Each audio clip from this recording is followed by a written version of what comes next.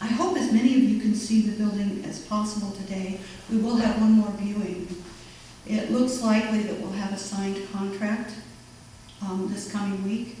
There's just a little bit of due diligence that the seller is taking care of. But in all of this, how are we going to let doubt provide any power to us? Well, in a couple of ways.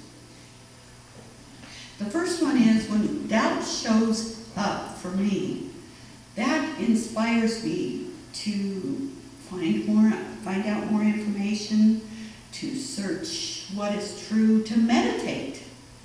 You know, I mean, I might want to do something, and then I'm like, but is that the best for me right now? Have any of you done that? I'd really like to do this, but is it the right time? And so that's the doubt. Is this the right time? And so for me, what I like to do is meditate. I like to journal. I like to have spiritual mind treatment and affirmative prayer. And even I like to go into visioning. Because is this what I want to do in this moment fit with a greater vision for myself? Or is it instant gratification? And I'm not knocking instant gratification, but does it fit me and my spiritual journey?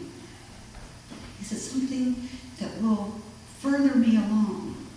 So the very doubt that I have is a point of power, a point of choice, a point of finding out more, both inside me as well as outside me. And then there's always the chance that it's warning me. And sometimes, if you're like me, you ignore the warning. But there's even power in that. For I believe in taking a U-turn on the highway of life. I have known friends that when they missed their turn off, they would go miles out of their way so that they didn't do a U-turn. And I'm talking about a legal U-turn. Well, most of the time, a legal U-turn. But take a U-turn on the highway of life when you're headed in the wrong direction. You've made a wrong decision, so what? You know, pick yourself up, dust yourself off, start all over again. Move that rubber tree. Do those kinds of things that you doubt you can do. Because you're the only one that can do it. You're the only one that can do it. So in all of this, when faced with a doubt, what do? Off. Meditate, pray, journal, vision. Get yourself back in alignment with where you're going and what you're about. That's the fifth agreement. To listen carefully and to follow the truth. The truth for you. See, my truth, insofar as my vision for my life, is not the same as it is for you. Aren't you glad? And yours isn't mine necessarily. And I'm glad.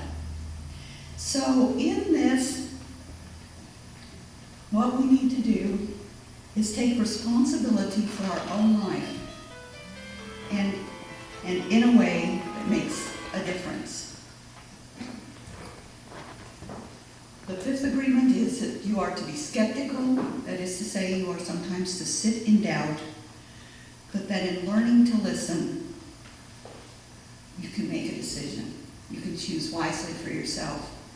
Somebody once told me, and I think it was my teaching minister in ministerial school, said, Wayna, you have 2 ears and 2 eyes and only 1 mouth. What does that tell you? You're supposed to listen twice as much as you are to talk.